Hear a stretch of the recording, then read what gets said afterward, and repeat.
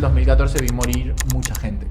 Y eso a mí me dejó muy afectado. Salir a protestar ya era básicamente, no sabes si vuelves.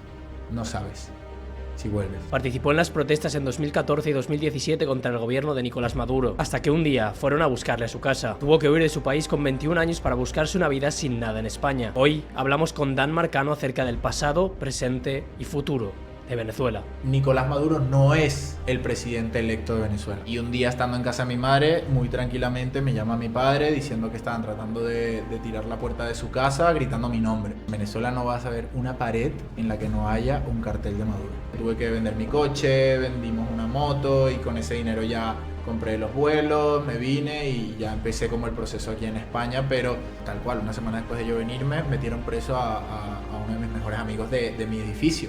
Yo creo que lo que más echo de menos son las cosas que no viví. Me duele imaginarme cómo hubiese sido mi vida. Y 2 años y medio más tarde me escribió él desde la cárcel. Yo cuando me fui a Venezuela me fui libre de culpa. Yo di todo por mi país, todo lo que podía dar, menos la vida. Dan Marcano, bienvenido a Atlas. Muchísimas gracias, hermano. Es un placer tenerte aquí, de verdad. Creo que hoy vamos a arrojar luz sobre uno de los temas más candentes a nivel mundial, pero sobre todo de más importantes y más incomprendidos, porque creo que mucha gente desde Europa o desde la comunidad de nuestras casas lo estamos viendo y dando una opinión que realmente no es informada. Pero primero, antes de todo, me gustaría que tú tuvieras la posibilidad de presentarte. ¿Quién eres tú? ¿Quién es Dan? Pues bueno, Dan es un venezolano de 29 años, tengo 9 años viviendo ya en España, soy modelo y filmmaker, me dedico a las dos cosas de igual manera, 50-50. Y pues eso, hablando del tema que estabas mencionando sobre Venezuela y todo el conflicto que hay para entender esta situación, yo creo que es importante informar.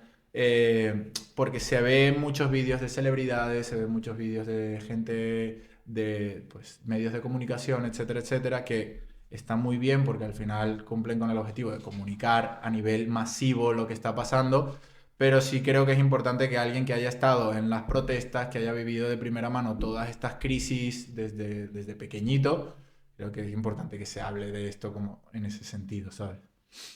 Hablabas en tu vídeo de que cuando tú eras pequeño tú naciste en una familia que relativamente estabais bien y que a ti no te faltaba de nada, pero ¿qué veías en el resto de familias? Pues yo sé que cuando llega Chávez, en principio hay como un periodo de prosperidad y luego sí que empieza a empeorar el país, hasta empeorar mucho cuando llega Maduro, Sí. si no me equivoco. Justo, a ver, era todo muy abstracto para mí como niño porque yo solo escuchaba a mis padres quejarse de que está todo mal, y yo decía, pero si nosotros nos vamos de viaje y a mí no me falta comida y tenemos luz y tenemos agua, tal. Esto en el periodo desde el 2000 al 2012, más o menos, que fue mi época del cole, yo era un niño, realmente no entendía, no tenía como esa información para comprender lo que realmente ellos estaban viviendo, ¿no? Como los salarios iban bajando, de repente cuando les alcanzaba para X cantidad de cosas, ahora ya no les alcanzaba para esas cosas, sino había que reducir costes. Y sí me di cuenta como en mi casa todo iba mermando un poco, ¿no? Como ciertas comodidades iban desapareciendo, ciertos lujos también, ya no viajábamos, ya no habían estas cosas, no habían las otras, y dije, vale, ahora sí que está cambiando algo, y fue justo en el momento en el que yo empecé a tener un poco conciencia económica de cómo funcionaba el mundo fuera de la comodidad de mi hogar y de vivir con mis padres, ¿no? Y sí, es verdad que fue una frustración muy grande porque justo en ese momento yo estaba graduándome de bachillerato, iba a la universidad ya. Bueno, se le dice aquí bachillerato, Sí, ¿no? Justo en bachillerato su justo, secundaria, sí. me estaba graduando de la secundaria, iba ya a la uni, empecé a estudiar administración de empresas y estuve estudiando 4 semestres, lo que son 2 años. Ujú. Y uno de mis conflictos más grandes era estar estudiando algo que yo estaba seguro de que no me iba a servir para nada. Porque si tú estudias algo que no te gusta, no te motiva, no es tu vocación, pues tú dices, bueno, algo estoy aprendiendo y lo podré utilizar para X o Y cosas, de las cosas que sí que quiero hacer. Pero mi problema más grande era que yo estaba seguro de que nada de lo que estaba haciendo me iba a servir, primero porque un título de una universidad venezolana en ese momento no tenía ningún valor en el mundo. No era como de repente graduarte en una universidad en España, por ejemplo, y viajar a Estados Unidos y querer trabajar y te iba a venir bien tener un título español o un título alemán o un título venezolano no representaba tanto peso, entonces eso era lo que a mí más me preocupaba. Yo quería que el tiempo que estaba invirtiendo en educarme en ese momento valiera para algo. Entonces esa fue mi motivación más grande a la hora de salir a protestar. Era como mi máxima motivación, sí, pero yo decía, no voy a perder estos años tan importantes de mi vida esperando a ver qué tal, ¿sabes? Sí. Yo decía, si hay algo que yo pueda hacer para garantizar un poco mi futuro, lo voy a hacer, lo que sea. Como sentir una frustración porque estabas luchando por un futuro que realmente no estaba, ¿no? Porque dices, me Claro. estoy esforzando por conseguir un futuro y este futuro realmente no va a existir. El país donde estoy no me lo puede ofrecer. ¿Por qué Venezuela no ofrecía eso? A nivel interno, entiendo que Venezuela era un régimen comunista en el que Sí. tú no puedes crear una empresa Ujú. independientemente ni darás permiso del Estado. ¿Cómo funcionaban los salarios? ¿Cómo funcionaba Venezuela? El tema más grave en Venezuela era el mercado, lo volátil que era el mercado, lo volátil que era la economía. En un país normal se hacen planes económicos a 6 meses, a 3 meses, trimestres y semestres. En Venezuela a la semana tenías que cambiar tu plan de marketing, tu plan de ventas, de todo de una empresa porque la moneda cambiaba el valor del bolívar, que es la moneda venezolana, en comparación con el dólar. Entonces todo el rato era un estudio constante y para vender un producto tú tenías que adelantarte a la posibilidad de que la semana que viene a ti el costo de fabricar ese producto puede costarte lo mismo que los que estás vendiendo hoy. Entonces tenías que sobrevenderlo a un precio mucho más elevado para poder más o menos garantizar poder seguir haciendo ese producto. ¿Sabes lo que te digo? Es Ujú. como había una situación muy compleja a nivel económico y bueno, yo qué sé, o sea, construir una empresa en Venezuela en ese momento era una locura, básicamente, era como garantizado que ibas a quebrar. Entonces sí, esa era como mi mayor preocupación, porque era lo que yo quería hacer, quería hacer mis propios negocios, quería hacer mis cosas y no veía que eso iba a ningún lado. Entonces sí, ahí fue cuando, eso fue en el 2017, más o Ajá. menos. Ya en el 2017 llevaba Maduro unos años en el poder y bueno, ya ahí fue cuando empezó todo lo de las protestas y tal. Veías mucha desigualdad en las calles en Venezuela, porque generalmente estos países suelen tener muchísima desigualdad, Sí, en tanto sí, que hay sí. gente que vive muy, muy bien, porque hay gente del Mm. régimen de Venezuela que sabemos que ha vivido muy bien, y gente que realmente vivía sin nada. Sí, a ver, en Venezuela yo vi de todo. O sea, vi gente con más dinero del que he visto en países primermundistas, gente con dinero infinito y he visto gente comiendo de la calle en el mismo día con 2 horas de diferencia. O sea, y en el mismo estrato de la ciudad. ¿Sabes lo que te digo? O sea, no tenías que cruzar la ciudad para ver una realidad y la otra. No, no. En el mismo barrio podías ver las dos realidades. Un Ferrari aparcado delante de una casa y 10 cuadras más allí una señora dándole de comer a sus hijos de la basura. Y era lo que se veía en las calles de Venezuela, que era como lo que a mí más me chocaba. Era como, yo no entiendo cómo delante de mi colegio, por ejemplo, que es una cosa absurda, después de yo graduarme, construyeron un concesionario Ferrari. En, en Venezuela. Delante de mi colegio, ¿quién tiene el dinero en Venezuela para comprarse un Ferrari? Luego, obviamente, todo esto tiene una explicación. Estos son lavados de dinero. O sea, al final ahí está el que tiene el dinero, luego está el testaferro, luego está el testaferro del testaferro, luego está el testaferro del testaferro del testaferro, y eso es un árbol de gente que se nutrió del dinero del país, Ujú. básicamente, y de un negocio. Que eso es el concepto más equívoco que hay sobre la situación en Venezuela, que hay una película que la cito ahora mismo porque es una escena que a mí me chocó mucho cuando la vi, se llama Simón, es una película que habla sobre la situación en Venezuela en los años 2017, 2018 y una de las escenas que más impactantes me pareció era al protagonista, un militar, al protagonista le pillan, le meten preso protestando y para liberarle le decían, si tú firmas este papel te sacamos. El papel decía que él no iba a manifestar más nunca en contra del gobierno, que él estaba a favor de todo lo que estaba pasando, whatever, whatever. El chico por sus valores dijo, yo no voy a firmar, yo no voy a firmar, yo no voy a firmar, yo no voy a firmar porque yo no quiero apoyar la dictadura. Y el militar, que era un más o menos alto mando, se le queda viendo y le dice, ¿Qué dictadura? ¿Qué estás hablando tú? Si eres un niño, esto no es ninguna dictadura, esto es un negocio. Y ya ahí entiendes todo y dices, ah, sí, porque una dictadura está basada en una ideología. Eso es verdad. Viene de una ideología. Una dictadura viene de convencer a la gente que lo que tú piensas es lo correcto y el que no siga esa línea, pues o a la cárcel o muerto. Ajá.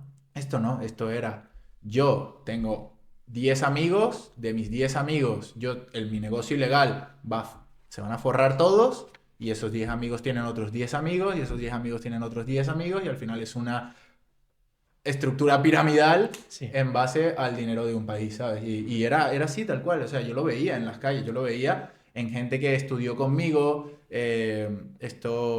bueno, lo vi muy, muy de cerca, ¿sabes? Muy, muy de cerca, con personas que estaban en mi mismo círculo, de decir, Dios, qué diferente puede ser mi realidad, que no soy una persona que estoy en las calles, pero soy de clase media a la realidad de esta persona que ya es otra cosa. Es como a todas las fiestas llegabas con 14 escoltas, una camioneta blindada, otra camioneta blindada que te seguían.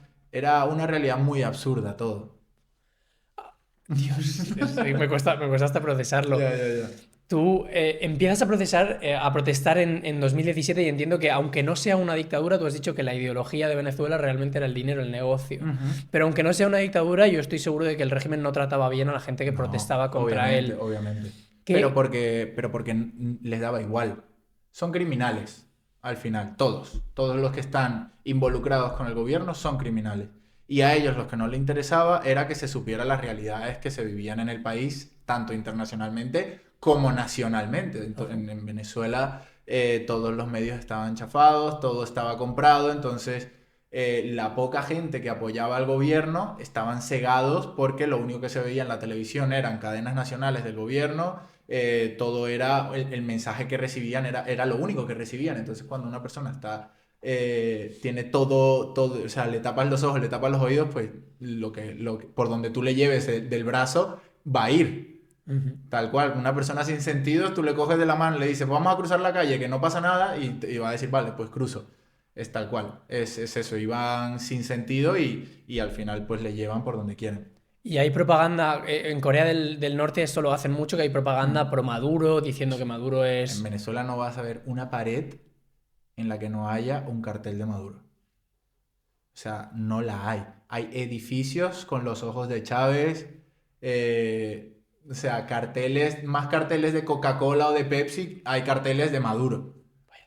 Entonces, claro, los endiosaban, que creabas una entidad. Entonces, la poca gente que les apoyó ya eran fanáticos, fanáticos perdidos. Entonces, no había razón de nada. Era como, no podías debatir, no podías hablar con estas personas. Como que ya estaban cerrados en que ellos creían que eso era lo bueno y ya está. Ajá. ¿Cómo se vivía las elecciones en Venezuela? Siempre hemos tenido como una idea de que igual no eran justas, pero Hmm, las últimas fueron las que más ruido hicieron, en las que se publicaron unas urnas en las que Nicolás Maduro no ganó las elecciones. justo. ¿Cómo se sentía la democracia cuando ganaba Maduro las elecciones y cómo se sintieron las últimas? Bueno, claro. Aquí empieza el ajedrez en estas elecciones del 2024. Aquí es cuando se empiezan a mover las fichas para realizar el jaque que se realizó el 3 de enero. O sea, el 3 de enero lo que sucedió fue que se capturó a la reina. Pero la partida sigue viva. O sea, el otro bando no ha perdido. Simplemente le quitaste una de las fichas más importantes, por no decir la más importante del tablero. Y esto es así tal cual. Esto es una partida de ajedrez que se empezó a jugar en el 2024. Claro, lleva mucho trabajo previo al 2024 también. Pero a nivel de elecciones, que era lo que me preguntabas, yo, por ejemplo, mis primeras elecciones fueron las elecciones de la Asamblea Nacional, fueron las primeras elecciones en las que yo pude votar, se ganaron, ganó la oposición y 3 meses después, 6 meses después, ahora mismo no recuerdo, Maduro convocó a una Asamblea Constituyente que para hacerlo tienes que convocar un voto otra vez del pueblo y tal, pero él lo convocó por él mismo Sin y ser el presidente. se autodecretó ¿cómo se dice? Con la autoridad de hacerlo, lo hizo. Y ahí fue cuando empezaron las protestas en el 2017, del Ajá, 2014 o 17, no me acuerdo. ajá. Entonces, esas fueron la razón de esas protestas. Ahí ya nos robaron descaradamente un hecho que fue 100% democrático, fue correcto, estuvo demostrado todo. Y ya lo que pasa en las elecciones del 2024, yo creo que fue el movimiento más inteligente de los últimos 30 años, porque por primera vez en 30 años pudiste demostrar que te habían robado unas elecciones, que lo que estaban haciendo era ilegal y que el presidente electo era otro, no era Nicolás Maduro. Ujú. Entonces eso a los ojos internacionales abre muchas puertas. Ya tú puedes, como presidente de un país, exiliado de un país, que es Edmundo González, que él está ahí por María Sí, Corina Machado. sí. María Corina no se pudo postular porque la inhabilitaron para postularse como candidata a presidenta. Entonces postuló a Edmundo como su parte de su partido, él ganó y a raíz de todo esto empiezan como a hacerse esos pequeños movimientos de una reunión aquí, una reunión allá, tal, no sé qué, porque en el ámbito internacional Edmundo González es el presidente de Venezuela, no Nicolás Maduro. Nicolás Maduro es un criminal que tiene secuestrado un país. Ujú. Y por eso es que ahora está pasando lo que está pasando, que eso es uno de los debates más grandes que se tienen, que es como, es que entró a Estados Unidos y se llevó un presidente. No, no, no. Esa persona no era el presidente de un país. Y no solo es que no era el presidente, o sea, era una persona que tenía comprado absolutamente a todos los poderes del Estado. Entonces en Venezuela no existe, no existe tal cosa como Estado. Ah, No hay poder judicial, no hay poder legislativo, no hay fuerzas armadas. Es todo una sola burbuja porque todo el mundo pertenece al mismo negocio. claro. Entonces ahí es donde está la verdadera, el verdadero conflicto, ¿no? Has hablado de una de las realidades que más lástima me dan, que es el exilio, ¿no? Es decir, creo que Sí. la situación en la que estabais vosotros, tú mismo eres una persona que acabas siendo exiliada porque tú dices en tu vídeo que querías quedarte en Venezuela, Sí. querías quedarte con tu familia, tus amigos y la gente que te quiere. Mm. Pero tú, como muchos otros venezolanos, os visteis obligados a emigrar y a salir del país. ¿Cómo vives tener que salir de tu país con 20 años, 21, con 21. 21 Bueno, años? recién cumplido, sí. Cuando me enteré que me tenía que ir tenía 20, pero me fui con 21. ¿Te enteraste de que tenías que ir? Sí, esto fue una historia muy, muy, muy fuerte porque yo estaba un día en casa de mi madre. Eso fue en el 2017, estaban terminando las protestas apenas. En ese momento estábamos viviendo como un proceso de persecución en el que muchas personas nos enterábamos de que metieron preso a fulanito, metieron preso a sutanito, tal, es que están buscando no sé quién, no sé cuánto. Entonces, sí es verdad que era una realidad latente, pero nunca pensé que me iba a llegar a mí.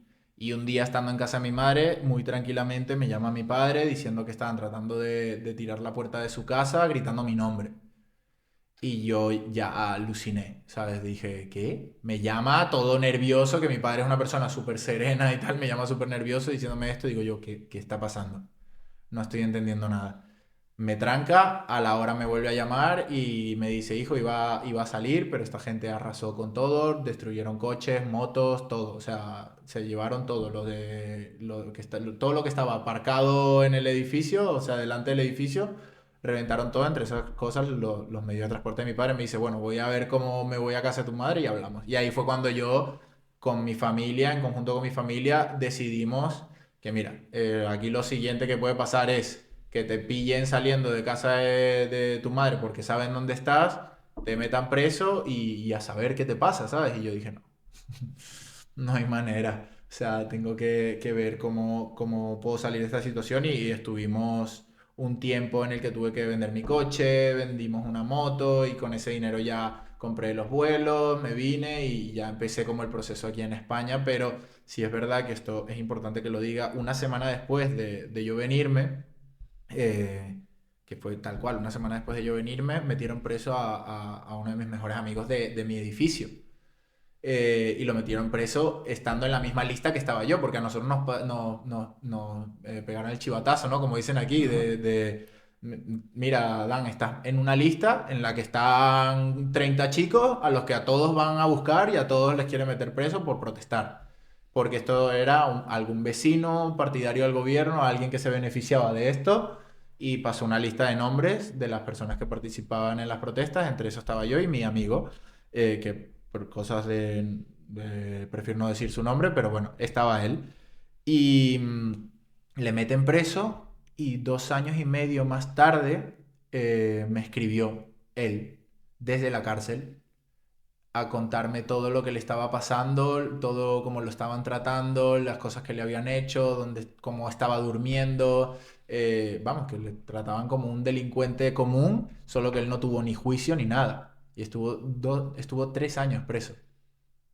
A ver, porque esto realmente Claro. es la única realidad que yo sé de esto es haber visto el documental de Patria y Vida de Cuba, que no sé si estás familiarizado, pero era eso, llegaba bueno, los agentes, Hmm. llegaban a tu casa y te metían en la cárcel, no Claro. había juicio ni Sí, nada. sí. No lo he visto el documental, pero es que es lo que vivíamos en Venezuela, entonces sí. A ver, que todo lo que está pasando en Venezuela es una doctrina cubana. O sea, es algo que desarrolló Fidel Fidel Castro. Castro y que luego lo adoptó Chávez y ha seguido evolucionando. O sea, eso es básicamente lo que nos ha ido pasando estos 30 años. Es una cosa que ya se ejecutó una vez y estos repitieron el mismo patrón y lograron lo que lograron hasta ahora.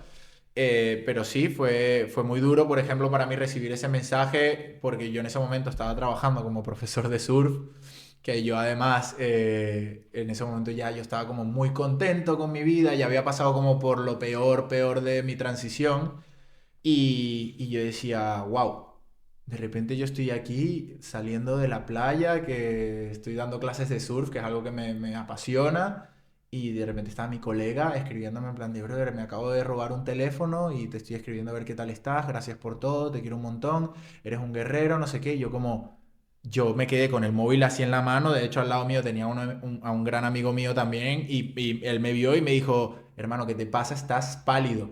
Y yo no sé qué hacer, no sé cómo reaccionar, no sé qué decirle, nada. Y empecé a hablar con él y me empezó a contar cosas de que pues le pusieron a dormir en unas escaleras durante 2 meses, que tenía que dormir con zapatos porque si no las ratas le mordían los pies y el que le mordía a una rata se moría porque no entraban los paramédicos. O sea, una cosa que, claro, que ahí yo fue cuando dije, igual lo que yo pasé no fue tan malo, ¿sabes? Dije, Claro. bueno, igual sí fue la mejor decisión irme, a pesar de que en el momento yo sí sentía que sufrí más de la cuenta, ¿no? Pero dije, vale, no. Yo lo que hice fue duro, pero ahora que recuerdo, era para evitar exactamente esto. Y, Sí. y yo no quería pasar por eso, porque al final pasar por eso durante 3 años ya yo creo que te condiciona para el resto de tu vida. Es un poco, o sea, es algo de lo que no se sale fácilmente.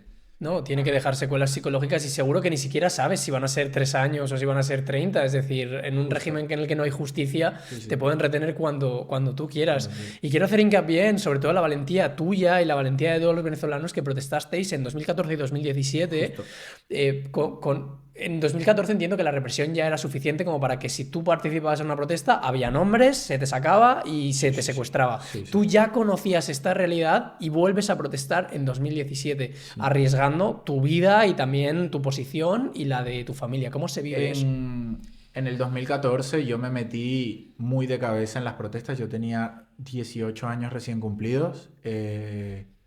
Y bueno, como un niño de 18 años yo nunca esperaba que la gente me escuchara, pero la gente me escuchaba. Yo de repente me encontraba dándole una charla a 150 personas de mi urbanización que les estaba explicando cómo íbamos a hacer cuando apareciera la guardia, cómo íbamos a escapar, por dónde se tenían que meter. Era como nosotros no íbamos a protestar a hacer carne de cañón, ¿qué va? O sea, nosotros íbamos a sabiendas de que esta gente iba a venir con todo a matar y a llevarse por delante a quien tuvieran delante. Entonces, nuestra prioridad era que, sí, pues vamos a ir todos, vamos a hacer volumen, que vayan niños, personas mayores, adultos, pero a la hora de la chiquita, como decimos en Venezuela, a la hora de que se presente el tema, tenemos que saber cómo gestionarnos para que nadie salga herido, además de los que queremos estar delante. Porque los que queremos estar delante, digamos así, que estamos dispuestos a salir heridos. Nadie quería morir, evidentemente, pero era algo que decíamos, mira, nosotros somos los jóvenes, somos los que podemos tirar una molotov a 30 metros y somos los que podemos correr más rápido. Entonces, mientras nosotros nos ponemos delante y aguantamos lo que llega de primera oleada, todos los demás se van. Y funcionaba perfecto. Claro, yo tenía 18 años y de repente me convertí en estratega militar, ¿sabes? Era una locura. Qué barbaridad. Sin saber absolutamente nada de la vida. O sea, te lo digo, yo no había ni trabajado a los 18 años. Porque yo no sabía nada de la vida. Yo lo único que quería era acabar con esos tipos.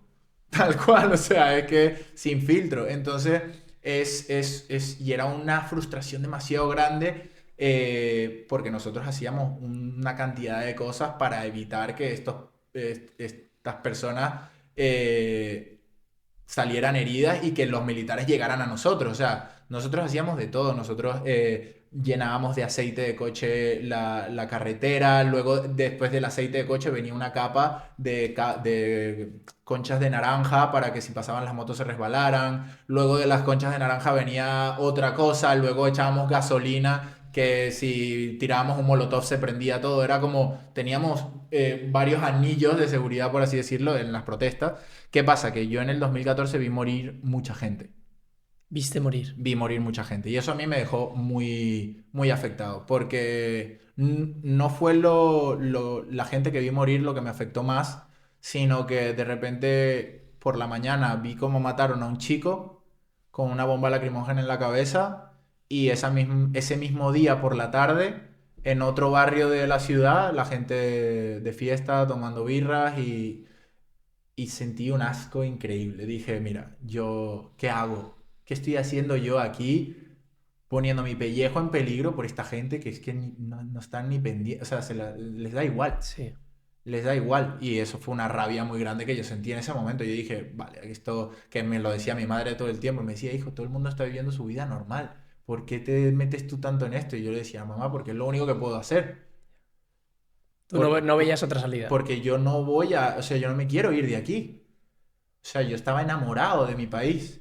Enamorado perdidamente. Esto es como, yo lo describo tal cual. Esto es como divorciarse o separarse de su pareja estando enamorado. Es que es tal cual. Cuando yo me fui de Venezuela, a mí me arrancaron un trozo de mi corazón. Yo tenía pareja, estaba perdidamente enamorado de mi pareja, tenía mi hermana, mi padre, mi madre, todos en la misma ciudad que ahora lo veo como algo utópico, ¿sabes? Yo no sé si esto va a volver a sucederme en la vida. Tener a mi familia a kilómetros, a menos de 50 kilómetros de distancia. Entonces, como eso a mí me pegó muchísimo en el 2014 y en el 2017, si es verdad que cuando empezaron las protestas yo no protesté, las protestas se alargan un mes, 2 meses, y en el segundo mes yo dije, vale, ya está, esto parece que está cogiendo ritmo, que la gente sí que está participando, porque a mí lo que más rabia me daba era que la gente no participara, que la gente viera cómo los estudiantes estábamos en la calle tratando de cambiar las cosas y todos los demás estaban de cafecito en Vallarriba. No, ¿sabes? Que Vallarriba es como por decirte aquí, yo qué sé, el barrio de Salamanca. Ah, vale. ¿Sabes lo que te digo? Es como, no es justo. No es justo para nadie. No es justo ni siquiera para los que se están tomando el café. Que muchas de las personas que no salían a protestar en el 2014 y 2017 no lo hacían por miedo. Claro. Y eso es perfectamente entendible. Pero entonces, respeta la protesta de los demás. Sí. Eso era mi mayor choque. Era como, a mí me parece perfecto que te dé miedo. No pasa nada que te dé miedo. Es normal que te dé miedo. Pero no juegues en contra. No juegues en contra porque al tomarte un café, al salir por ahí, a hacer vida normal, nos está jugando en contra porque nosotros lo que necesitamos es que se paralice el país. Claro. Que el que tiene que llegar a un puesto de trabajo no llegue. Que el que tiene que manejar el autobús no lo maneje. Que el que tiene que recoger la basura no la recoja. Eso es lo que nosotros necesitábamos que pasara en Venezuela, que se paralizara por completo. Lo que es un paro nacional. Sí. Pero era imposible. Porque siempre había alguien que quería llegar, que quería tal, que quería cual, y era como, no están entendiendo la jugada, ¿sabes? Sí. Y al final pues terminábamos siendo los guarimberos, que eran los que salíamos a protestar, terminábamos siendo los guarimberos un poco también los enemigos. Porque era como que, no, estos son unos chamos que no tienen ni trabajo ni nada, entonces claro, tienen todo el tiempo para protestar, y yo decía, sí, es verdad, pero aquí habían de repente 4 o 5 señores de 45 años que a mí me decían, chamo, dime lo que tengo que hacer, yo lo hago. Y yo, toma, mira, máscara de gas, escudo, no sé qué, no sé cuántos, vente, para adelante con nosotros. Y eso era lo que a mí yo decía, bien. Y de repente había una señora que te colgaba rosarios y te traía comida, una señora de 60 años que estaba allí pendiente, o una enfermera de no sé cuántos años. Entonces, la gente podía ayudar, pero a mucha gente le daba miedo. Claro. Y era normal. Lo que pasa es que, claro, ya en el 2017 veníamos muy curtidos todos. Y pues ya es como salir a protestar ya era básicamente, no sabes si vuelves. No sabes si vuelves, ¿En tal serio? cual, sí. Y en el 2014 murieron alrededor de 150 estudiantes y en el 2017, en las primeras 2 semanas de protesta, ya habían muerto 100. O sea, eran cifras muy locas. ¿Y, y qué te decían tus padres cuando tú les decías que tú querías protestar, Bueno, no, sabiendo que era yo arriesgado? el 2014 me escapaba. Ujú. En el 2014 le decía a mi madre, no, voy a ver, porque nosotros vivíamos justo en un edificio que daba con vista a la autovía, como por decirte aquí a la M30. Ajá. Entonces la M30 era donde más se protestaba porque era la vía principal. Era si trancabas eso, se colapsaba la ciudad. Entonces nosotros trancábamos la M30, que es la autopista Prados del Este y la autopista del centro. Entonces era donde estaba la guerra y yo le decía a mi mamá, no, voy a ver las protestas desde casa de fulano de tal, no sé qué, bueno, está bien, cuidado. Y de repente, claro, estaba ahí colgado de un retrovisor de una Madre mía. tanqueta y mi madre la pasó fatal. Ella, hoy en día, te mando un beso, madre, si ves esto, eres la mejor madre del mundo y con más paciencia del planeta. Porque si me lo dice, ella me lo dice, me dice, la peor época de mi vida fue el 2014 y 2017, que a ti te dio por ser un revolucionario y yo tenía que ser la madre del revolucionario, ¿sabes? Y eso para una madre no sé ni cómo se debe sentir, de repente ver a tu hijo en medio de una guerra Claro. allí. Además que lo estás viendo, que no es como que te lo están contando. Y mi madre veía desde nuestro edificio la autovía y veía al más alto de la movida ahí colgado de una tanqueta tratando de abrirla y de quitarle el retrovisor, que era lo que yo decía, es que lo que sea. Qué barbaridad. Y mi madre sí hay que darle un premio a esa mujer, la verdad, de paciencia. Pero bueno, así salía. ¿Qué es lo que más echas? Porque has hablado de Venezuela y esto es algo, era algo utópico. ¿Qué es lo que más echas de menos de Venezuela y qué era lo que te embaucó y te enamoró tanto de ese país que la gente no conoce? Yo creo que lo que más echo de menos son las cosas que no viví. Y eso yo creo que es lo que más me duele hoy en día. O sea, me duele imaginarme cómo hubiese sido mi vida de repente. Si no hubiese tenido que despedirme de mi padre, despedirme de mi madre. Me hubiese gustado despedirme de mi abuela, que murió y yo no me pude despedir de ella. Entonces, sí, la realidad es que Venezuela me dio recuerdos muy, muy bonitos. Es un país en el que yo viví cosas importantísimas y que forjaron hoy en día como mi núcleo más profundo. Pero hoy en día lo que más echo de menos son el que hubiera pasado sí. Es como, "Buah, me hubiese encantado de repente graduarme en mi universidad y que mi vida fuese una vida normal. Una vida normal y de hecho cuando yo me vine a España yo tenía llamadas muy seguido con mi madre y ella me decía, hijo, ¿qué tal estás? Tal. Y yo le decía, mamá, yo no veo el momento en el que yo pueda tener problemas de una persona normal. Problemas de pagar un alquiler o yo qué sé, problemas normales, pero no, mis problemas eran, se estaba muriendo mi abuela, yo no tenía dinero, no tenía casa, estaba en un albergue, de repente no había luz en ningún lado, ¿sabes? Y era como, yo le decía a mamá, es que me necesito tener problemas de una persona normal. De repente, como era. Y cuando me dices qué es lo que más echo de menos, pues sí, echo de menos el clima, echo de menos a mi familia, tenerlos a 15 minutos de distancia. Actualmente mi madre vive aquí en Madrid y eso a mí me da la vida. Ya el hecho de sentir que puedo, o sea, hablarle y quedar con ella para echarme un café, es como ya eso a mí me llena de vida. Pero por otro lado tengo a mi padre en Venezuela, que no sé cuándo voy a volver a ver. Entonces es como una dualidad muy dura porque con mi padre también tengo muchísimas cosas en común, y creo que echo mucho de menos cosas que no estoy viviendo con él, ¿sabes? Porque yo también soy una persona muy cercana a mi familia y muy cercana a mi madre y a mi padre. Este, y a mí me encantaría, por ejemplo, me hubiese encantado enseñar a surfear a mi padre. Me hubiese encantado hacerme una ruta por Venezuela en moto con mi padre.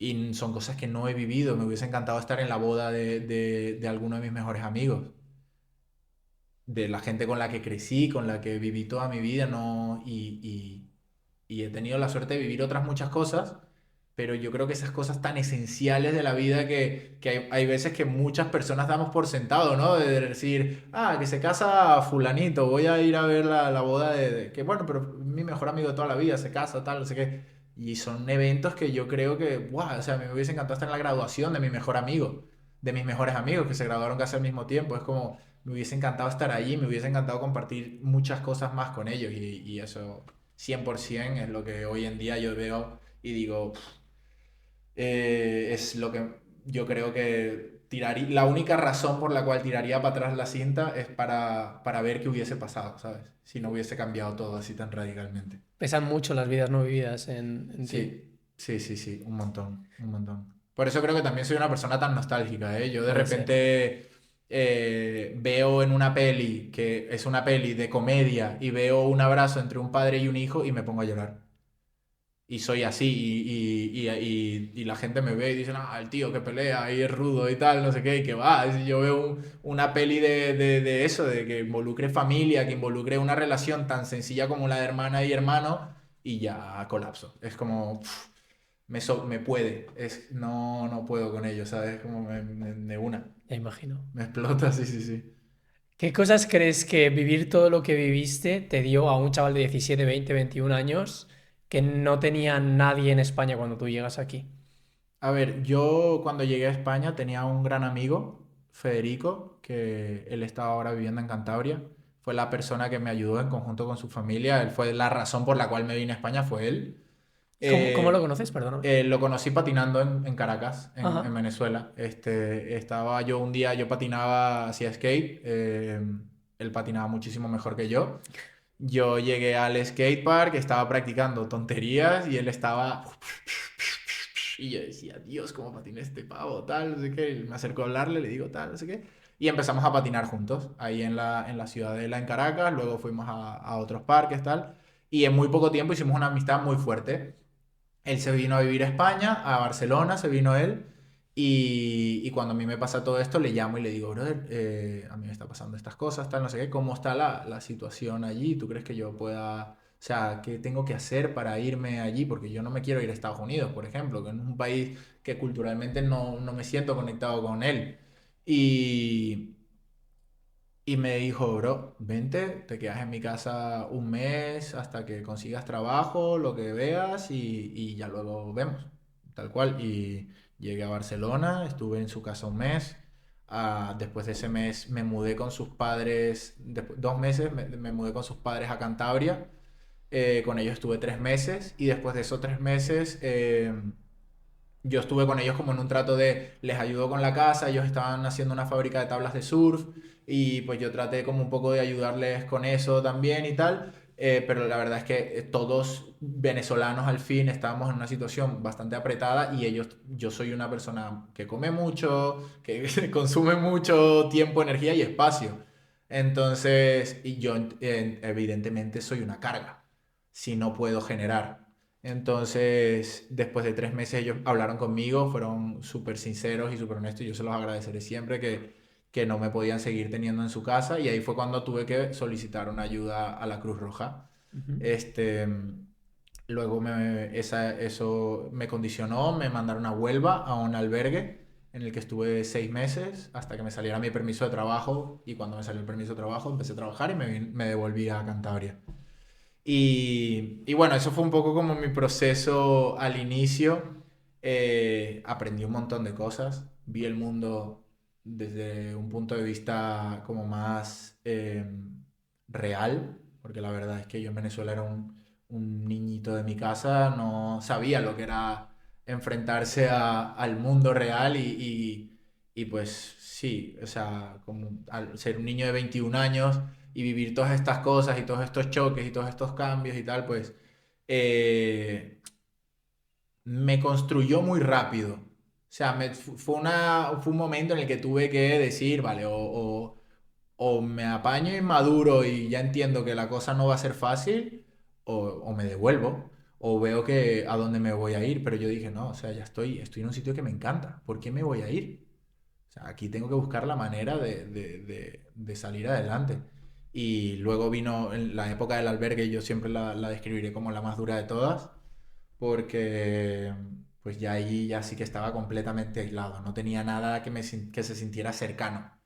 Cuando tenía a Federico, Federico era mi amigo y estuve en Barcelona 2 meses casi que paseando por Barcelona, buscando trabajo, pero estaba en Barcelona paseando y todo era nuevo y todo era guapo, yo nunca había estado en España y era como, wow, qué bonito todo y fue muy bonito. Luego Cantabria fue más o menos lo mismo con sus padres, que al final los sentía también como mis padres, entonces sentía ese calor de hogar y tal. Y luego vino en el albergue, que en el albergue no tenía nadie. Fue la época en la que mi abuela cae en su tercer cáncer, que se la llevó. Y todo esto lo tuve que lidiar solo. Mi madre y mi padre se enteraron de que yo estaba en el albergue a los 3 meses de yo estar en el albergue. Porque al final pues no quería darles tampoco a ellos esa carga. Ellos estaban también en una situación en Venezuela que yo no estaba o sea, no estaban en condiciones de ayudarme y yo tampoco quería generarles a ellos un peso precisamente en este momento. Era como, no, no, yo me voy para quitarles un peso, no para agregar otro, de que tengo que mantener a un hijo en España. No, no, no. Yo dije, mira, yo voy a buscar la manera de lograrlo. Y me costó la vida, pero bueno, ahora bien, ahora estoy contento y feliz y orgulloso. Sabiendo que todas las decisiones que tomaste de niño, quizá por ese fanatismo que tenemos todos en la Sí, adolescencia y demás, te hicieron abandonar a la gente que más quieres, tu país y demás, volviendo atrás, ¿seguirías protestando por lo que crees por lo que crees que protestabas, por lo que crees que es justo? O crees que preferirías quedarte con tu familia? sí, porque, o sea, yo creo que en ningún universo Dan se hubiese quedado tranquilo en su casa. O sea, creo que no soy una persona que vea las cosas pasar y no actúe. Precisamente fue por lo cual hice el vídeo este que hice explicando un poco lo que sentía yo como venezolano sobre la situación de Venezuela. Es como, lo único que puedo hacer ahora mismo es informarle a mis amigos y a la gente que me importa de España cómo lo vivimos nosotros, porque es muy fácil, lo que te decía antes de empezar a grabar, es muy fácil asumir, es muy fácil tratar de entender algo que no tal, pero, pero sí, volviendo a lo que me decías, es como yo no sé si me hubiese quedado tranquilo en ningún momento. Y creo que el resultado hubiese sido el mismo, pero por distintas razones. ¿Sabes lo que te digo? O sea, yo 100% me iba a tener que ir de Venezuela, porque protestase yo o no, Maduro iba a seguir en el poder. Y la situación en Venezuela iba a seguir igual. Y yo iba a seguir igual de estancado. Entonces me iba a tener que ir, pero me iba a ir además acobardado, sin haber expresado mi rabia y mi impotencia, sin haber sacado todo eso y no me imagino lo que debe ser lidiar con el proceso que yo lidié, además sintiendo una culpa. Porque yo me fui sin culpa de Venezuela. Eso sí, lo tengo, vamos, clarísimo. Yo cuando me fui a Venezuela me fui libre de culpa. Yo di todo por mi país. Todo, todo, todo, todo. Todo lo que podía dar, menos la vida. ¿Qué sientes ahora que llegas a España? Ahora ha pasado, vamos a hacer una Sí, recapitulación de lo que ha pasado. Trump, el pasado 3 de enero, sí. entró en Venezuela y secuestró, se llevó Mm, a Nicolás Maduro y a su esposa por delitos, porque son los jefes de una red de narcotráfico. mm. Y hay mucha gente que está hablando de que Trump ha violado el derecho internacional y de que han entrado, etcétera, etcétera. Yo creo que es importante que demos el mensaje. Yo el que puedo dar de la manera desinformada o más informada que puedo tener de manera externa, que es que el derecho internacional se lleva violando en Venezuela muchísimos más años y parece que solo se está preocupando ahora por el hecho de que lo haya hecho Trump y que realmente un poco lo que me has comentado fuera de cámaras, que es que el presidente electo es Edmundo y está fuera de Venezuela exiliado porque no se le permite ejercer el poder que ha ganado Ni ejercer el poder, democráticamente. ni habitar el país. Ni O sea, habitar el esa país. tal cual. Entonces, a ver, con Trump evidentemente hay un conflicto porque obviamente hay muchos intereses de por medio. Obviamente. Venezuela es, por así decirlo, el cofre del tesoro. Y esto era una competencia a ver quién se lo quedaba primero. ¿Qué pasa? Que los rusos y los chinos llevan sacando moneditas del cofre de oro muchos años, sin dar cuentas a nadie, sin permiso de nadie, pero ellos todos estos años han estado sacando. Claro, evidentemente ellos nunca entraron al país, bombardearon cuarteles militares y tal, pero lo han ido haciendo todos estos años. Donald Trump es una persona de negocios, es un empresario. Y él está tratando de que su empresa, que es los Estados Unidos, sea la empresa más poderosa del mundo. Para él lograr esto, tiene que tener a Venezuela. Y es parte de su ajedrez. Él ahora mismo a Venezuela es una pieza en su ajedrez. Las consecuencias de esto, que se lleva a un dictador del país. A nosotros esto nos alegra un montón. No nos alegra que lo haya hecho Trump. Y esto lo quiero dejar súper claro. A mí no me alegra que haya sido Donald Trump el que finalmente, después de 30 años, haya tenido los para hacerlo. Pero fue el que lo hizo. Yo no voy a poner un cartel en mi habitación de Donald Trump. Voy a poner una bandera de Venezuela. Y todavía queda mucho por pelear y todavía queda mucho por ver qué va a pasar y cómo se va a desenvolver esta situación. Pero el 3 de enero para mí y estoy casi seguro de que el 99.9% de los venezolanos fue una increíble alegría. O sea, increíble alegría. Y mi compañero de piso a mí me vio llorando de rodillas en el piso de la alegría cuando vi la foto de Maduro con las esposas y los militares. Yo llevo toda mi vida esperando ver esa foto. Y yo pensaba que nunca iba a llegar. Y ahora, para poner un poco en contexto toda esta situación, lo que pasó el 3 de enero, que fue que Estados Unidos entra a Venezuela, se lleva a Nicolás Maduro, esto no es algo que se decidió de un día para otro. Esto es algo que se lleva trabajando mucho tiempo y para ser específicos, yo creo que es algo que se lleva trabajando desde las elecciones del 2024 en Venezuela, que fueron elecciones que se demostraron que fueron robadas, elecciones que ganó Edmundo González, que se tienen todas las urnas, se tiene el conteo de los votos oficial y todo para demostrar que Nicolás Maduro no es el presidente electo de Venezuela. Y esto es algo que hay que dejar muy claro porque cuando un país entra a otro sin autorización, se rompen los derechos internacionales. Pero cuando el presidente de ese país no es legítimo y el presidente legítimo autoriza o solicita una intervención internacional y esta intervención internacional se lleva a cabo, entonces ahí es cuando podemos entrar en debate y decir, ¿se están rompiendo los derechos internacionales? ¿Y qué es el derecho internacional? ¿No? Porque, si a ver, vamos, si esto lo hubiese hecho otro presidente, ¿generaría tanto conflicto? No lo sé. Vuelvo y repito, yo no soy fanático de Donald Trump. Yo no soy fanático de ningún político, porque creo que todos hacen lo que hacen para generar votos, para ganar sus elecciones y meterse algún extra en el bolsillo. Yo creo que todos van impulsados por el mismo carro. Eh, ¿Qué pasa? Que esta acción, este evento, nos favoreció un montón a los venezolanos. Y ahora nos deja, por primera vez en 3 décadas, la opción a ver qué pasa. Yo no estoy diciendo que esto haya sido lo mejor que le pudo haber pasado a Venezuela, porque no sabemos todavía. Esta es la primera vez en 30 años que tenemos la opción de, bueno, igual las cosas van a cambiar. Ya están cambiando. No sabemos para qué lado van a cambiar. No sabemos, mucha gente dice, no, es que van a ser el nuevo Puerto Rico, van a ser el nuevo Panamá, van a ser el nuevo no sé qué. No lo sé. No lo sé porque no soy ni politólogo, ni sociólogo, ni nada. O sea, es como, yo solo soy venezolano. Y como venezolano a mí me encanta ver una foto de Nicolás Maduro en la cárcel. Es que eso sí que lo voy a imprimir y lo voy a pegar en mi habitación.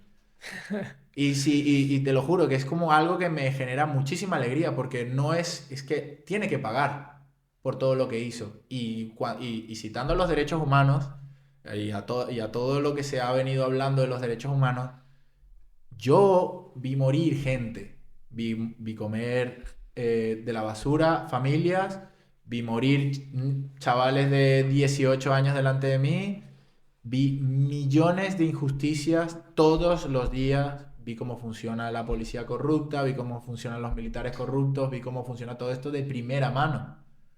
Entonces, los derechos humanos en Venezuela hace mucho que no existen. Entonces, cuando yo lo que les pido a las personas que igual no han vivido esto de primera mano, no son venezolanos o llevan mucho tiempo fuera de Venezuela y la realidad que se vivió en los últimos años no la entienden, tú eres libre de opinar lo que quieras y opínalo siempre, pero respeta la celebración de un país entero. No trates de gafar esa celebración con discursos de una moralidad elevada porque tú crees que tu ideología es la mejor. Me parece perfecto, pero a mí nadie me va a sacar de lo feliz que estoy. Yo creo que el símil que mejor lo ejemplifica es como si tu padre es un padre abusivo y os pega a tu madre y a tus hermanos y a ti. Si de repente viniera alguien y sacara a tu padre de ahí y dejara de pegarte, Sí, sí. no dirías que está violando, que está haciendo allanamiento de morada porque ha entrado en tu casa y dices, vale, estoy contento porque mi padre ya no me pega. Justo. Y evidentemente yo creo que todos estamos un poco viendo con expectativas de ver qué es lo que pasa en Venezuela, porque seguramente, como tú has dicho, Maduro es la reina de ese Sí, tablero de ajedrez, pero sigue habiendo gente partidaria al chavismo sí, y un a montón. Y todavía ese se tiene que hacer el régimen. jaque mate. Ajá. O sea, digamos que ahora están acorralados. Ujú. Ahora tienen que tener ellos mucho cuidado cómo mueven sus piezas. De hecho, ya empezaron a sacar presos políticos, ya se empezaron a hacer pequeños avances. Pero es lo que... Y otra cosa, esto es para los venezolanos. Esto no iba a pasar. Se llevan a Maduro, entra María Corina y todos felices. ¿Qué va? O sea, que hay un trabajo de mucho tiempo. Porque no era solo Nicolás Maduro, era Nicolás Maduro, las Fuerzas Armadas, el poder judicial, el poder legislativo, todos. Hay que reconstituir un Estado Exacto. y reeducar al funcionario. De decir, vale, tú estás acostumbrado a que por debajo de la mesa tal y cual, ahora se te acabó eso. O si lo vas a hacer, hazlo de otra manera. Porque la corrupción yo creo que nunca va a dejar de existir. Pero sí es verdad que en Venezuela era muy descarado. Muy, muy, muy descarado. Entonces eso va a cambiar. Yo creo que va a cambiar. ¿Qué pasa? Que la transición obviamente va a tomar mucho tiempo. Sí. Y eso es algo que he visto que los venezolanos no están entendiendo todavía. Es como, no todos, pero sí he visto algunos que comentan, brother, pero ¿cómo van a dejar a Cilia, perdón, a Delcy Rodríguez, que es la vicepresidenta, como encargada del país, tal? Y decía, ¿qué quieres que hagan? Claro. Que metan a María Corina en Venezuela y va a durar 2 días. Claro, están todas las Ella fuerzas no del... tiene. Y cuando Trump dijo María Corina no tiene ningún poder en Venezuela, es que no lo tiene. Porque ella ni pincha ni corta ahora mismo. Todas las fuerzas armadas son chavistas. Claro. Todos los poderes del país y todo el Estado. El funcionario en sí es chavista. Entonces, ¿a dónde vas tú? ¿A cambiar qué? Nada. Calma. Claro. Ahora ellos están acorralados. Ahora ellos tienen que seguir las pautas de una fuerza mayor. Entonces, cuando esto empiece a ocurrir poco a poco y ya estemos seguros de que se puede transicionar a otro gobierno distinto, se hará, Ujú. pero tomará tiempo. Sí. El poder reside donde la gente cree que reside. Entonces, si la Claro, gente sigue creyendo en ese poder chavista o en el poder de Nicolás Maduro, aunque no esté, las Fuerzas Armadas y todos van a sí, seguir sí. apoyando lo Que que ellos son, que defendían. son, que son el porcentaje más bajo de venezolanos Ya. los que apoyan esta barbaridad. Pero da la casualidad que son los que tienen más poder. Entonces, sí, va a ser una transición muy lenta, porque hay todavía eso, capturamos a la reina, pero el rey está enrocado detrás de la torre y hay que buscar hacer el jaque mate y ya está. Eso es. Qué es lo que esperas para ti a nivel idílico? ¿Qué es lo que te gustaría que pasara en Venezuela? ¿Es que Estados Unidos tome el control y exilie a todas esas personas chavistas y les haga pagar por sus crímenes y vuelva al mundo a ejercer, bueno, Para mí su lo más legítimo idílico derecho? primero es que todos terminen en la cárcel. Todos, todos. Todos los que tuvieron que ver de alguna manera con el gobierno. Para mí que todos se pudran en la cárcel el resto de su vida porque el daño que hicieron mis hijos, mis nietos, lo van a seguir viendo. O sea, esto es un daño que va a durar generaciones recuperar.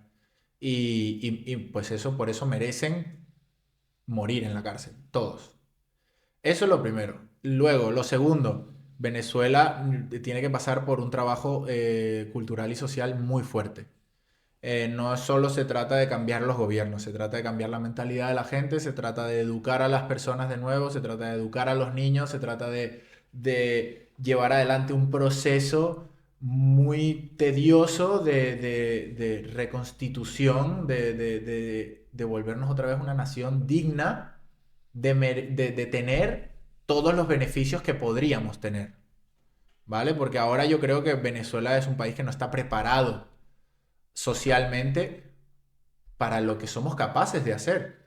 O sea, Venezuela es un país que podría ser perfectamente el Dubái de Latinoamérica y muchas veces lo han dicho y mucho se ha dicho de que tal, de que igual sí, pero el problema para eso es que el venezolano todavía no está listo y Venezuela tiene profesionales increíbles en ingenieros petroleros de los mejores del mundo, ingenieros hidráulicos de los mejores del mundo, o sea, tenemos profesionales para dar y regalar, pero todos están fuera de Venezuela. Entonces, tiene que haber un retorno, tiene que haber una vuelta de muchas personas que quieran hacer las cosas bien y quieran educar al venezolano que estaba en Venezuela, que estuvo en Venezuela todos estos años y enseñarle, mira, las cosas si se hacen bien pueden funcionar así, pero eso toma muchísimo tiempo. Entonces, sí, a mí me encantaría que Venezuela vuelva a ser lo que era como como mis padres lo vivieron. Mis padres son los dos de familias muy humildes, pero gracias a su esfuerzo pudieron construir una vida plena, una vida llena de todo, nunca nos faltó nada, mi hermana y a mí tuvimos todo lo que siempre quisimos y más, y todo eso lo construyeron ellos con sus manos, sin hacer trampas, sin robar a nadie, sin tal cual. Y hoy en día mi padre, por ejemplo, es una persona a la que más admiro, porque mi padre es abogado, y muchas veces le llegaron ofertas de, nada, tienes que defender a fulano del gobierno, tal, te van a pagar X cantidad de dinero. Y eran dineros exorbitantes que cualquier persona dice, "Pf, de una". Mi padre no, mi padre se mantuvo íntegro. Y yo hoy en día le veo y digo, ¿cómo aguantaste? O sea, ¿qué? Y mi madre se fue de Venezuela a buscarse un futuro. Mi madre fue, o sea, mi madre fue encargada de un área muy importante de Banesco, que es un banco muy Sí. importante de Venezuela durante 15 años. Y ella se fue de Venezuela y estuvo trabajando como cocinera, como Uber en Estados Unidos. Y de repente yo sé las capacidades que tiene mi madre a nivel profesional y verla haciendo cualquier cosa era como un choque muy, muy fuerte para mí, a positivo, de decir, esta mujer puede con todo. Ella no va a parar. Ella quiere conseguir todo lo que conseguía en Venezuela, lo va a conseguir en cualquier parte del mundo porque ella no sabe estar tranquila. Y eso es algo que a mí me ha inspirado un montón. Entonces sí, eso es lo que me quedo ahora. Es como, digo, mira, todos hemos aprendido algo. Ahora mismo yo siento que el venezolano puede ser el- la persona en general como con más información del mundo, porque hemos vivido, yo tengo amigos en Buenos Aires, tengo amigos en Alemania, tengo amigos en Estados Unidos, tengo amigos en China, tengo amigos en todos lados y todos viven culturas y realidades distintas y entre todos nos retroalimentamos y nos comunicamos y de repente tenemos un montón de información de un montón de sitios y yo creo que si en algún momento llegase a pasar que volvemos todos a Venezuela y utilizamos eso para que nuestro país salga adelante, yo es que ahí ya no sé, no me quiero ni imaginar, o sea, es que no veo límite, es que no hay límite. Ya, y además es que es lo que tú dices, que es una región súper próspera y tenéis gente súper capaz. Claro, ¿Tú volverías? yo volvería, a mí me encantaría que mis hijos nacieran en Venezuela. Fue lo primero que dije cuando cayó Maduro. Yo se lo dije a Holguín, que es nuestro amigo en común, mi compañero de piso. Le dije, brother, mis hijos van a nacer en Venezuela. Que nazcan en Venezuela. O sea, que mis hijos sean venezolanos de nacimiento. Ya luego, que cada quien, o sea, podríamos ir, volver, lo que sea. Pero, a ver, Venezuela tiene un lugar en mi corazón muy especial. Pero, sí es verdad que España también. Yo en España he construido amistades que jamás en mi vida me imaginé construir, he vivido cosas que jamás en mi vida me imaginé vivir, he construido una vida que me ha costado sudor, lágrimas, sangre y de todo construir, entonces sí es verdad que es algo que no descarto, pero me lo tendría que pensar muy bien, porque yo estoy muy a gusto aquí. Quiero hacerte una pregunta que quizás es un poco dura, que es, ¿tú has visto a gente que quieres, amigos y gente que aprecias, hablar acerca de lo que ha pasado en Venezuela con Trump y hablar en contra de lo que ha hecho Trump cuando tú estabas por dentro, tú y tus amigos, sintiendo una felicidad seguramente Hmm. inigualable a nada que hayas sentido en muchísimo tiempo? Sí. Vuelven a hacer el Dan revolucionario este de 18, de 21 años, y te vuelven a hacer furia y rabia de decir, pero es que no lo entendéis, Sí, sí, o, sí. o está ahora ya con esa cabeza un poco más calmada del Dan que eres hoy, de decir, no lo entienden, voy a explicárselo. Ahora, justo con esa pregunta, cero dura, es tal cual. Ahí es cuando yo he notado cómo he crecido como persona. Con estos pequeños detalles es como yo he notado como, vale. Igual sí que he aprendido un par de cosas, ¿no? Porque el Dan de 21 años hubiese dicho, ¿qué? ¿Que tú qué? Y reviento algo contra el piso. Pero ahora entiendo que primero no es la solución para nada y segundo, que yo no, o sea, que las personas que a mí me vienen con estas afirmaciones, con estas ideas, con estas opiniones, como lo queramos llamar, no tienen por qué saber todo lo que yo pasé. Yo no puedo asumir que ellos están informados, yo no puedo pretender que todo el mundo sepa por lo que yo he pasado y además que empatice con algo que ellos no conocen. Entonces, a mí, si es verdad, mis amigos, las personas más cercanas que tengo aquí en España, muchos se veían en conflicto con esta situación. De hecho, ni me escribieron. Cuando los he visto en persona me han dicho en plan de, brother, no te he querido preguntar porque no sé nada, tampoco quiero como tener una opinión porque tal y cual. Y como ha llegado gente y me ha dicho, pero tío, a ver, ahora se va a liar porque Trump quiere el petróleo. Y yo como, vale, vamos a hablar. Vamos a hablar. Y esto me pasó 3 o 4 veces antes de hacer el vídeo que hice explicando cómo me sentía yo como venezolano para tal. ¿Qué pasa? Y esto ya lo digo a los venezolanos también. He visto que hay muchos influencers, celebridades y tal venezolanos que se lo toman muy personal. Y no podemos ser tampoco inteligentes. Es el momento perfecto, es el momento en el que tenemos la voz para contar nuestra historia, nuestra versión, lo que realmente ha pasado.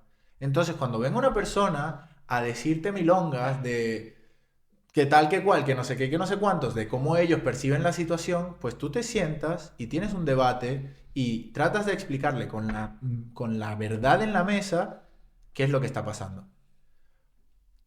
Que es ahora mismo la única oportunidad que hemos tenido para hacerlo. ¿Qué pasa? Que yo he visto si muchos venezolanos dicen, es que ya estoy harto de que la gente venga y me diga que Trump, que tal, que no sé qué. Y yo, aprovéchalo. O sea, dales un tiempo, porque mis amigos tienen sus ideologías y siguen sus valores y yo lo entiendo perfectamente. Y obviamente esta persona que genera tanto conflicto, que es Donald Trump, no va a ser, o sea, quiero decir, tiene muchos enemigos, o sea, tiene mucha gente que no están de acuerdo cómo hacen las cosas, no tal, pero Yo trato de llevarlo a mi terreno. Yo trato de que no se trate de Donald Trump. Yo trato que se trate de los venezolanos. Porque si se trata de Donald Trump, entonces Donald Trump está logrando exactamente lo que quiere, que es que hables de él. Y te estás olvidando de 30 millones de personas que sufrieron durante 30 años. Solo por hablar de un tipo que da la casualidad que es un tipo que está en el poder del país más poderoso del mundo. Entonces, para los venezolanos, tómense el tiempo de explicarle, aunque sea uno por uno, a la gente lo que estamos viviendo. Porque si no, todo el trabajo que hicimos antes de esto no tiene ningún valor excepto para nosotros. Y eso no puede ser así. O sea, tiene que valer para algo. Tiene que valer para algo todos los meses de protesta, toda la gente que murió, tiene que valer para algo la vida de Basil, que fue el primer protestante que murió, tiene que valer para algo la vida de todos los chavales que murieron protestando. O sea, tiene que valer para algo. Y al no explicarle a alguien, y al no contar tu historia, y al no inspirar a otras personas, estás tirando por tierra todo eso. O sea, estás dejando atrás toda tu lucha, toda la lucha de los demás, estás prácticamente anulando todo lo que nosotros hemos luchado para conseguir esto. Y todo el crédito se lo estás dejando a Trump. Y estás dándole la razón al que te dice, es que quiere el petróleo. Nah, yo no te voy a contar nada porque tú no eres venezolano. El peor error. Es el peor error. Y yo me incluyo que soy el primero que hace 10 años hubiese explotado y digo, ¿qué? Nos matamos. De una, nos matamos. ¿Cómo vas a decir eso? Pero ahora ya me tomo el tiempo y digo, mira, si esto es lo único que yo puedo hacer para que mi país mejore y que nuestra imagen mejore, lo haré. Sigues luchando por Venezuela desde aquí. Hombre, y lucharé para siempre. O sea, todo lo que yo pueda hacer, lo haré. Me ha venido a la cabeza una frase cuando has hablado de Basil. Dice y esto te va a parecer una tontería porque es de un anime, es de Ataque a los Titanes. Y dice, pero es que las muertes de la gente que quisimos no tuvieron sentido. Y dice, sus muertes tuvieron sentido porque nosotros los vivos decidimos dárselo. Es decir, tú y los venezolanos que estáis luchando activamente a día de hoy, estáis dándole sentido a la muerte y al sufrimiento de toda la gente que ha sufrido Es para llegar a que eso. no quiero que se olvide eso. No se puede olvidar. Y es algo que se nos tiene que quedar marcado en la piel. Porque un país que olvida su historia está destinado al fracaso, A repetirla. a repetirla. Ujú. Y eso es, no hay nada más cierto que eso. Y yo creo que si nos olvidamos de lo que hemos pasado, de lo que hemos vivido como venezolanos, como familias, todo lo que hemos experimentado, todo lo demás va a ser en vano. Y no puede pasar eso. O sea, ahora nosotros nos tenemos que acordar el resto de nuestras vidas. Yo me voy a acordar el resto de mi vida de la lucha. Y viviré en prosperidad y viviré en tranquilidad y viviré contento porque en el momento que pude hacer algo lo hice. Entonces, a los venezolanos que están por ahí, que tienen amigos que no entienden, tienes amigos que están en contra. Y hay otra cosa que también quiero dejar claro, tómense el tiempo de explicarlo, pero hay otra cosa que quiero dejar clara, es que nosotros entendemos, nosotros los venezolanos eh, no estamos ciegos ante la realidad de que hay un interés increíble de por medio y que hay muchas personas de mucho poder que se están beneficiando de lo que está pasando en Venezuela, pero ahora mismo a nosotros nos da igual, porque los beneficios que ellos están buscando nosotros nunca los hemos visto, para empezar por ahí, que es el petróleo, son los bienes minerales de Venezuela. Eso nosotros jamás vimos los beneficios de eso. Entonces, que nos los quieran quitar para nosotros es básicamente, eso es como, se te caen 50 euros que no sabías que tenías, pues, se te cayeron 50 euros. No lo sé. Claro, pero si de repente el que cogió los 50 euros viene y te dice, oye, toma 25 pavos. Claro, dices, Ah, sientes que has coño. ganado Ah, qué 25. guapo, tengo 25 euros, ¿sabes? Sí, Eso está bien. Pero tú ibas sin pasta, según tú. claro. Es que así es como un poco como se siente. Sí, Dice, sí. oye, tío, se te cayeron 30 pavos. Ah, mira, qué bien. Yo pensaba que no tenía dinero, ahora tengo un poco. Sí, porque el petróleo ha estado monopolizado por este cártel que ha sido pues todo el chavismo, Directamente no madurismo. existía. O sea, en Ya. un país con tanto petróleo y tanto, porque tiene todo, mucho de todo, nosotros no teníamos ni luz, ni internet, y te estoy hablando de Caracas, que fue la ciudad en la que yo me crié, que es la capital, pero ya no te cuento ni los pueblos. O sea, en los pueblos de Venezuela, en el interior del país, se viven realidades de 4 días sin luz, Qué barbaridad. 2 semanas sin agua.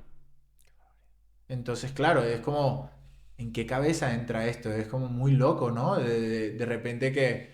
Pero eso es lo que nosotros los venezolanos tenemos que encargarnos de decirle a la gente, oye, mira, que no es tan fácil como tú te crees y que lo del 3 de enero no es una rabieta de Trump. No, para nada. Todo esto estaba pensado, todo esto está aprobado por el presidente de Venezuela, es solicitado por María Corina, la intervención internacional se viene hablando desde hace muchísimo tiempo y cuando nosotros estábamos protestando, nosotros protestábamos para conseguir intervención internacional y no se logró en ese momento, ahora se logró. Vamos a celebrarlo. Ya está, eso es todo. Literal. Sí, sí, sí. ¿Cuánto crees que la lucha, el espíritu de lucha que cultivaste en Venezuela ha ayudado a que tú seas la persona en Jiu-Jitsu que eres hoy? Porque la gente no lo sabe, pero Dan lleva 4 años haciendo Jiu-Jitsu y ya está compitiendo en competiciones europeas. Si no me equivoco, eres campeón europeo de Jiu-Jitsu, Subcampeón, subcampeón subcampeón. europeo de Jiu-Jitsu.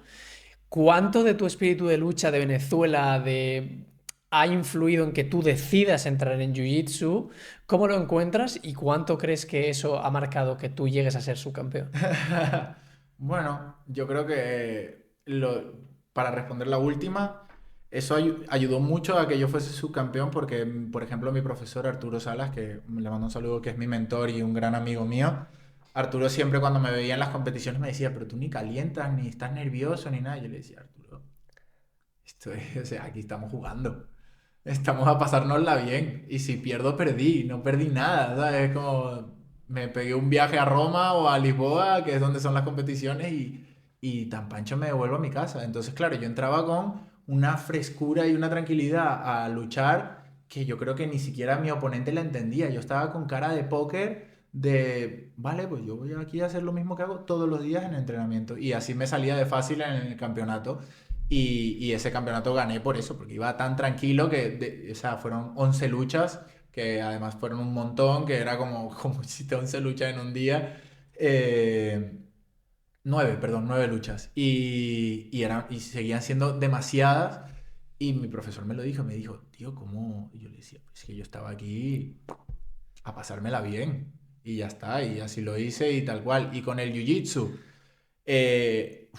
Es que el jiu-jitsu es mi vida ahora mismo. O sea, representa también como mucho el camino que he ido recorriendo. Cuando yo empecé a hacer jiu-jitsu estaba en una etapa de mi vida bastante... ya había salido del albergue, tal, estaba trabajando, pero estaba en una etapa de mi vida muy de incertidumbre, de no saber qué estaba pasando con mi vida, ni qué iba a hacer yo, pero poco a poco, ¿no? Como seguir intentándolo, seguir intentándolo, seguir intentándolo y te dan el cinturón azul y de repente te sientes que ya eres cinturón azul en la vida y en la vida te empieza a ir un poco mejor y luego ya te dan el cinturón morado y lo mismo, entonces ya representas otra cosa para tus amigos, para la academia, para todo. Es como, yo creo que el jiu-jitsu es un deporte que te afecta cuando lo practicas y fuera. De hecho, mis colegas más cercanos, los Dad Bunnies, saludos a los Dad Bunnies, que son los mejores, cuando yo no estoy entrenando, al segundo la pillan. Es en plan de, Dan, ¿estás bien, tío? ¿Todo bien? Tal, no sé qué. Yo, está todo perfecto, chavales. Solo que llevo un mes sin entrenar o 2 semanas sin entrenar por una lesión o lo que sea, me cambia la cara. Me cambia el ánimo, me cambia todo, mi motivación, que es como estar allí, es mi terapia. Y sí es verdad que mi pasado también me ha ayudado un poco a... Bueno, no me ha ayudado, me ha creado una necesidad de luchar, de estar allí como de situaciones de estrés, es algo como que creo que necesito en mi vida, como sí, ese desfogue que hay, y también ¿cómo se dice? El nivel de adrenalina, de pensamiento que hay en el jiu-jitsu es algo que a mí me apasiona y creo que es una necesidad que se me creó a raíz de eso. Que puede ser, pero no sé, viéndolo desde ese punto de vista, creo que puede ser algo que va por ahí. Ujú. También es verdad que soy una persona que toda mi vida he hecho deporte y el jiu-jitsu fue como el primer deporte en mi vida que he podido hacer durante el tiempo que a mí me apetezca, a la hora que a mí me apetezca, llueva, truene o relampaguee, porque el otro deporte que practicé desde niño es el surfing, pero está condicionado por 300.000 millones de factores, entonces era algo como que, wow. Sí, que puedes hacer surf solo bajo las condiciones perfectas y Sí, se da. o no perfectas, pero tienen que haber muchas condiciones para que hayan buenas olas, tal, no sé qué. Y al final, pues yo dije, mira, necesito algo que pueda hacer todos los días de mi vida y eso fue el Jiu-Jitsu. Creo que eres un ejemplo precioso de superación, tío, porque eres una persona que ha vivido una realidad que ninguno de nosotros somos capaces siquiera de imaginarnos, bajo la presión de que se puedan llevar a tu mejor amigo o a gente que quieres, de no saber si volverías a tu casa, si volverías a ver a tus familiares. Y aún así has salido de tu país, que además es algo que es extremadamente duro, porque yo personalmente me he mudado de Elche a Madrid y ya sé lo duro que es salir del nido, pero yo tenía a mi familia a 400 kilómetros y sabía que podría volver a verlos en cualquier momento. Claro. Sé que a día de hoy hay muchas personas que piensan que no tienen la capacidad de hacer ciertas cosas o que están en una mala situación y que no saben salir de ella. ¿Qué consejo le darías a esa gente? Que, que no, que todos podemos. Todos tenemos ese poder dentro de nosotros. Y para mí fue esta situación, pero para ti puede haber sido otra. Pudo haber sido una pérdida, pudo haber sido incluso un corazón roto.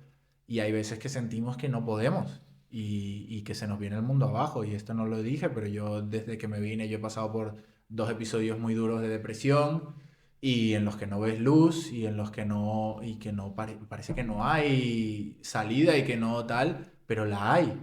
Solo hay que esperarla y saber vivir la tristeza. Porque una cosa que sí siento que hacemos es tratamos de evitar la tristeza y decir, estoy triste. No, no, no, hay que buscar estar contento. No, no, no. Está triste. Y está triste a todo lo que da estar triste. Aprovéchalo porque es una bajada. Y luego viene la subida y siempre es así. O sea, y cuando estás arriba, ve con cuidado porque viene la bajada. Nada es lineal. En esta vida yo no conozco a nadie que haya ido todo el rato igual y yo vivo igual y todo perfecto. No los conozco. Igual los hay, ¿eh? Pero yo no conozco a ninguno. Entonces, todos tenemos esa capacidad. Todos. 100% de salir de una situación difícil, de superar una versión de nosotros que creíamos que no podíamos ser capaces de superar, un pensamiento, una adversidad exterior que suelen ser a mi parecer, las más fáciles de superar. Cuando hay una adversidad exterior y tú estás bien mentalmente, parece que eres invencible, pero de repente se te rompe un lápiz y tú estás mal y parece que se acaba el mundo y es como, no, no, solo se rompió un lápiz. Bueno, voy a estar triste porque se rompió el lápiz, pero luego podré comprarme otro o escribir de nuevo de otra manera, pero tratar de adaptarnos y esa capacidad de adaptación que yo tuve que desarrollar, yo creo que todos la tenemos dentro de nosotros y es cuestión de ser pacientes y de dejarla llegar, porque es algo que llega y muy poco a poco, ¿no? Y hay que construirla y alimentarla y trabajarla, no sirve de nada. No sirve de nada esforzarnos por algo a ciegas. Hay que tener un objetivo claro y cuando tú tienes un objetivo claro, da igual por todos los altos y bajos que pases, vas a llegar a ese objetivo. Y yo creo que eso sí que es lo más importante, cuando tienes, ponernos un objetivo, por muy pequeño que sea, ¿eh? Eso yo creo que es la clave de todo. Saber qué es lo que queremos lograr y buscarlo. Y saber que en ese camino te vas a conseguir de todo. Te vas a conseguir cosas increíbles y te vas a conseguir cosas terribles y saberla superar. Ya está. Creo que ejemplificas muy bien una de mis frases favoritas, que es la de que ningún árbol puede llegar al cielo sin que sus raíces lleguen al infierno. Y es un poco la luz que tú tienes y la luz que se ve en alguien que dices, es que es súper feliz. La gente más feliz que conoces es la gente que más ha sufrido en muchas situaciones, porque ese saber sufrir te ha enseñado también a apreciar cosas que jamás hubieras apreciado de otra manera. 100%, Si sí. tú hubieras nacido en el seno de una familia adinerada y hubieras tenido todo, y hubieras tenido coches y nunca hubieras tenido que luchar por nada, seguramente no serías capaz de apreciar el hecho de poder darle un abrazo a tu madre. Total, total. Y estas personas las conoces, ¿eh? Y te das cuenta. Sí. O sea, esto en mi día a día a mí me pasa. Y, por ejemplo, me pasó contigo cuando te conocí, que se lo dije a alguien y dije, tío, que majete, o sea, como, qué guay hablar con Soccer, es como estoy todo el rato, siento hay un feedback súper guay y tal, y siento que aprecia un montón lo que le digo y como me ve y como le veo, ¿sabes? Es como había una retroalimentación muy guay, pero también es verdad que hay días que conoces a una persona y yo lo reconozco al instante, digo, vale, venimos de realidades muy distintas, no pasa absolutamente nada, pero a esta persona le va a costar mucho entender quién soy yo y a mí me cuesta mucho entender quién es ella o él. Mm. Entonces, sí, es algo a lo que no, con lo que no podemos luchar, ¿no? Yo hoy en día, por ejemplo, me enfrento a esas realidades todos los días, porque en el medio en el que estoy de modelo y de filmmaker, pues conozco gente que ha conseguido, que, bueno, que han tenido ventajas en la vida y privilegios que maravillosamente increíble. Hay gente que los ha sabido apreciar y hay gente que simplemente los ha dado por sentado toda su vida. Entonces, ahí es cuando entra la frase de, bueno, escoge bien con quién te rodeas, ¿no? Es como tal cual. Si yo tengo esa teoría, la teoría del quinto, Sí.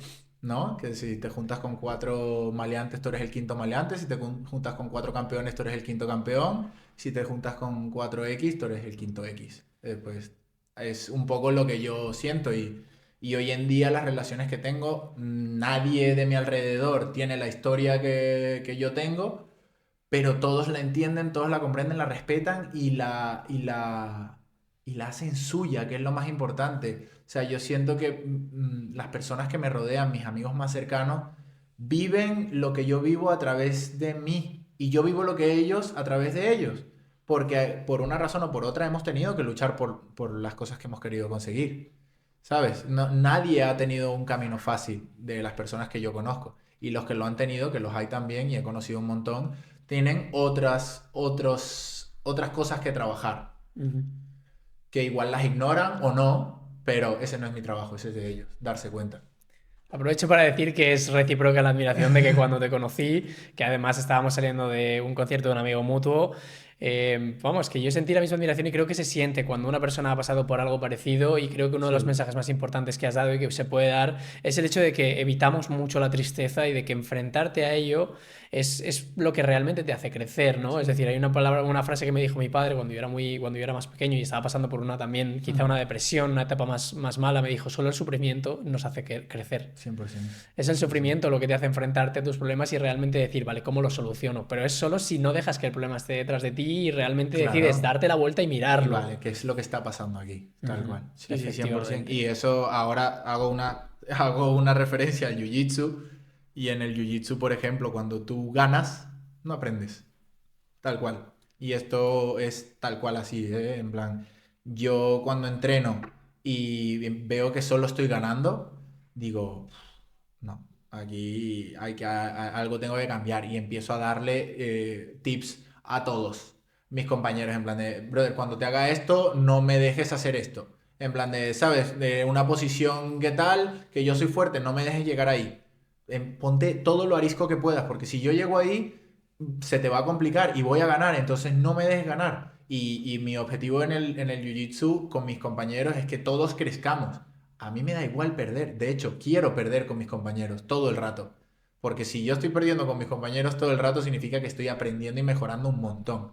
Cuando ya empiezo a ganar, y a ganar, y a ganar, y a ganar, y a ganar en entrenamiento, no me sirve de nada. No, no quiero eso. Y desde el sufrimiento es que se aprende y aplica en la vida tal cual. O sea, es como, si yo no acepto un trabajo que puede ser más difícil de lo que yo estoy acostumbrado y me voy a enfrentar a un reto gigante y me puede salir mal y me sale mal, vale, ya yo aprendí. Ahora, si te enfrentas al reto tal, no sé qué, te sale bien, pues excelente.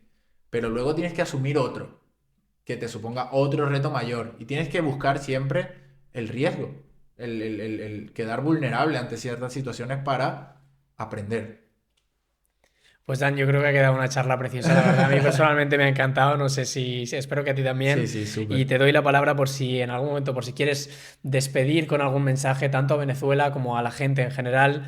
Si quieres decir algunas palabras para finalizar, son todas tuyas. Pues primero gracias por esta oportunidad. Creo que te lo decía antes de empezar a grabar, creo que una de las cosas más importantes hoy en día es saber hablar y comunicarse. Y esto es una oportunidad increíble para poder hablar y comunicar. Lo valoro un montón, de verdad, tío. Mil, mil, mil gracias. Y mensaje que pueda dar a la gente. A ver, hay cosas, hay cosas que puedo decir, pero lo que más quiero decir con respecto a la situación actual de Venezuela, paciencia. Paciencia y más paciencia. Las cosas van a cambiar, las cosas están mejorando, van a mejorar, pero hay que ser inteligentes y pacientes. Son las dos cualidades más importantes hoy en día para poder superar este tipo de crisis. Si no somos inteligentes y no somos pacientes, no se nos va a venir grande la situación. Entonces, ya está. Y más nada Sí, que decir, la está. verdad. Pues muchísimas gracias. De Muchas corazón, gracias, tío. tío, a ti. Muchas gracias. Joder, hermanito.